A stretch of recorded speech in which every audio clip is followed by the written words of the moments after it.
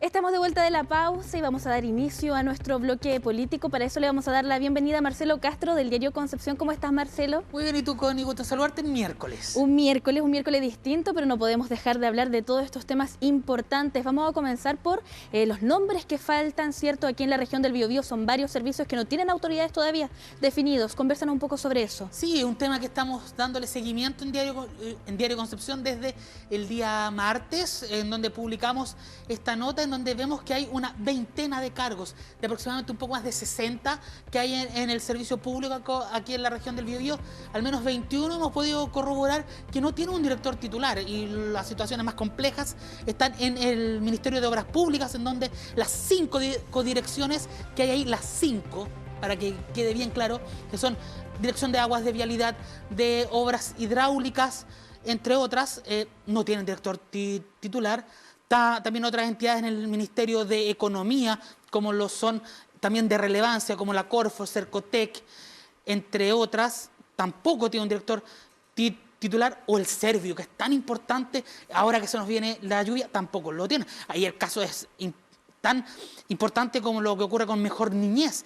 Ambos directores se les pidió la salida entre fines de marzo y la primera semana de abril, y el concurso todavía no está listo para publicarse. O el concurso está listo, pero se están esperando parámetros de Santiago para poder publicarlo junto al de otras regiones, siendo que eso ya debería haber estado listo. Seguimos con la centralización, entonces, ¿cuál es la respuesta que da el gobierno o las autoridades? Porque, claro, llevamos más de 100 días de gobierno y todavía hay servicios que no tienen autoridades a cargo. Entonces, ¿qué es lo que ocurre? El gobierno dice que se están apurando los nombramientos, pero desde el mundo parlamentario hablan de desprolijidad, de poca unión entre el socialismo democrático y Apruebo Dignidad, las dos almas que tiene esta coalición, y también hablan de que parece que esta coalición no tiene gente para llegar a estos cargos, que son algunos de confianza y otros que son por alta dirección pública. Y también otro de los cuestionamientos que surgió es por qué se les pide la renuncia si no tenían las competencias, si no tenían la gente para que los pudiese reemplazar. Por ejemplo, hoy día la delegada Daniela Dresner, en una actividad con el Servio y con la Seremi de Vivienda, dijo que se pidieron en algunos cargos políticos, como lo era Servio, Mejor Niñez, entre otros, porque ahí habían dirigentes UDI. Lógicamente la UDI no convive con este gobierno, pero por ejemplo hay otros cargos en donde hay directores RN. Un ejemplo de ello es Sename, que todavía está Robert Contreras, si bien está con licencia, pero todavía está como titular. Ahora hay que ver qué es lo que va a pasar. ¿Había ocurrido una situación como esta en gobiernos anteriores? Que yo lo recuerde, no. Que haber llevado más de 100 días, no lo recuerdo. Pero sí hubo nombramientos que se han nombrado. Otro ejemplo que ya llega a la cabose es lo que ocurre en la Seremi de Educación. Vamos a cumplir un mes sin Seremi titular en Educación. ¿Qué está pasando ahí? ¿O no hay gente? ¿O es que tienen miedo a cometer otro error como el que pasó con Héctor Aguilera? O también puede ser que hayan pugnas políticas. Claro, justamente porque ¿Qué facción va a tomar el cargo? Han sido varios los errores. PS... Han sido varios los errores y por eso también han tenido que salir de su cargo. Vamos a tener que estar atentos a la respuesta del gobierno, pero continuando con los temas que vamos a ver hoy, comenzó el paro por Codelco Ventanas. ¿Qué es lo que ocurre aquí? Trabajadores que no están contentos con la decisión del gobierno.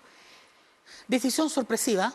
La misma ministra Hernando de Minería dijo que era una decisión sorpresiva, pero hay que decir que este es un gobierno que se ha definido como ecologista, que tienen que definir cómo vamos viendo estas limitantes. Hay que ver también que la zona de Quintero, Puchuncaví, Ventana, Concón, es una zona extremadamente saturada con el tema de industrias, muchísimo más de lo que vemos en Coronel, o un poco más, por ejemplo, en el cordón industrial que hay ahí, está Ventanas, que es la fundición de cobre, Petroquim, ENAP, está una base aérea de la Fuerza Aérea. Es un sector en el cual no se puede estar, o sea, uno no puede ir ni siquiera de visita. Claro, estas denominadas zonas de sacrificio. ¿Es una decisión acertada la del gobierno? Puede ser acertada, y quizás que ahí volvemos nuevamente a uno de los grandes problemas de este gobierno, que es el cómo comunicamos las decisiones que toma este gobierno. ¿Y cómo se comunican las decisiones? Veamos cómo lo hizo el presidente del directorio de Codelco, alguien de la vieja estofa de la política del Partido Socialista, que es el presidente del directorio de Codelco, Máximo Pacheco. Veamos cómo comunicó la decisión del cierre de la fundición de Ventanas y cómo la explicó, cómo la justificó. Porque el cierre de industrias como esta es algo que pide la ciudadanía. Eh, Vamos a la declaración y de ahí la conversamos. y ahí continuamos, ya.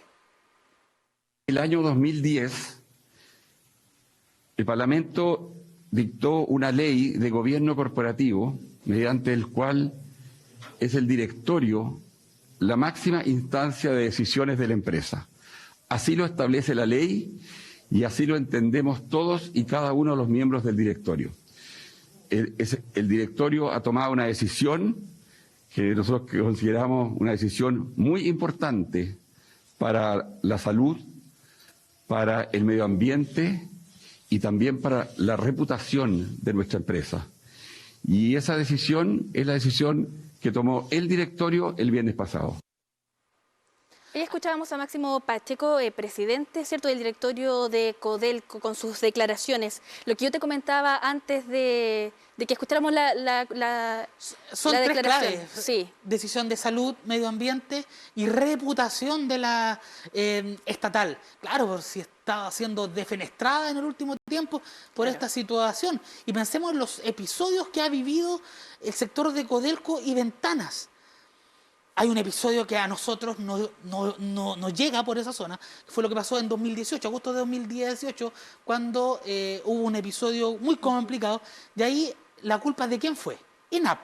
Incluso está una investigación judicial que está llevando la fiscal Ana María Aldana de esta zona, que pasó algo muy similar en Talcahuano, sector del Mall del Trébol. Después se vivieron otros episodios que se le echó la culpa, se le puede decir que se le está echando la culpa, porque no está comprobado, a la Fundación Ventanas de Codelco. Aquí, en el ojo del huracán, han estado siempre las dos empresas estatales.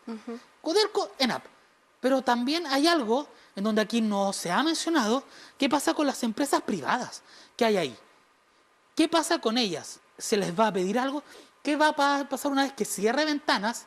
Porque también hay que ver el proceso de reconversión que se va a hacer, dónde se va a instalar las ventanas, porque algo hay que hacer. Justamente con ese proceso del concentrado de cobre. Te quería comentar sobre eso, porque como tú dices, son varios los episodios de contaminación extrema que se han visto y de intoxicación de personas, ¿cierto? El cierre de industrias como esta o de partes de industrias como esta es algo que piden las comunidades, pero aún así los trabajadores no están de acuerdo porque no le creen al gobierno, no creen que se les va a dar trabajo. Es que la historia es cíclica. ¿Y qué ha pasado cuando han cerrado grandes industrias? ¿Qué pasa con los trabajadores? El mayor ejemplo lo tenemos aquí en la región con Lota, cuando cerraron las minas de carbón. La reconversión no sirvió. Todavía esa comuna vive de los programas pro empleo o programas de empleos de emergencia, que su nombre dice, son de emergencia, pero llevamos 20 y tantos años con esos programas y no hay una solución. Lota sigue siendo una de las comunas con mayor desempleo del país. Ahí vemos un caso en donde se cierra un gran trabajo, y la solución que se dio no ayudó, generó más pobreza, más desempleo, y lo que no quieren los trabajadores de Ventanas es que eso, lo que nosotros vimos en Lota, se repita allá. Porque ya vemos que Ventanas es una zona saturada, con poco trabajo, y la gente que vive ahí es pobre. Ese es el temor que tienen los trabajadores y por eso también están en paro. Vamos a continuar con nuestra pauta, ¿cierto? Porque hay otra polémica que marcó esta jornada. Y que partió anoche. Claro, y que tiene que ver con la primera dama, el cambio de nombre de este cargo, porque una cosa es cambiar la imagen que se tiene sobre este cargo y otra cosa es cambiarle el nombre, y eso es lo que causó ese personalismo no resultó. Más polémica. Personalizarlo en el nombre de Irina Caramanos, que a todo esto, ayer estuvo aquí en la región, en Alto Biobío, en actividades sin prensa, raro para una primera dama, no resultó la jugada. Dicen que fue un error administrativo por parte de la vocera de gobierno Camila Vallejo, pero no, personalizar una institución centenaria no resulta. Puede haber sido perfectamente puesto Gabinete de Desarrollo de la Presidencia u otro nombre, pero personificarlo en Irina Caramanos es el error cuestionable. Y se le abrió un flanco por todos lados. Se lo cuestionó. Todas las personas cuestionaron esto. Porque se puede haber ocupado otro nombre. Está bien, se dijo que se iba a cambiar el nombre, la figura de la primera dama. Está bien, aquí no hay un matrimonio entre ambas personas. Pero la forma en que se hizo tan a la rápida no resultó. Recordemos lo que pasó cuando Michelle Bachelet era presidenta, y ahí tampoco se utilizó la figura de la primera dama porque no había otra persona o un primer damo, sino que era Sebastián Dávalos quien ocupó ese rol. Pero ahí tampoco se jugó con eso. Aquí también se podría haber jugado con eso y nos habríamos evitado esta polémica en donde hecho, incluso el diputado Eric Aedo bautizó como las boricosas. De hecho, el gobierno se dio cuenta y tuvo que salir a retractarse de esta Pero después de decisión. toda la tormenta de críticas que recibió. Ese es el tema, ese es otro problema que está teniendo el gobierno estos días. Cometemos el error y después rectificamos. Creo que ahí los orejeros del gobierno tienen como que se dice en el vulgo, pegársela al cachofazo y meditar antes de tomar decisiones y evitar que pasen estos goles de evitar polémicas que no son con consistencia, porque generan un flanco para el gobierno que simplemente los desgasta a ellos. Justamente, y con estas declaraciones, Marcelo, nos despedimos y nos vemos la próxima semana para comentar más sobre política. Que estés bien, Connie, nos vemos la próxima.